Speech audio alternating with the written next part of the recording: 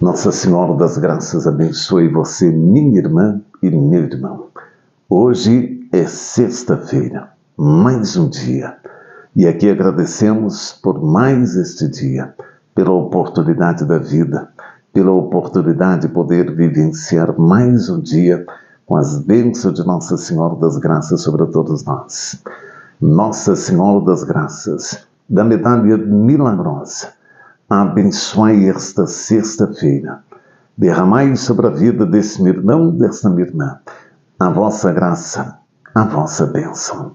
Nossa Senhora das Graças, em todos os momentos, em todos os instantes deste dia, passe à frente e conduza a caminhada de todos os teus filhos que te recebem nesta oração.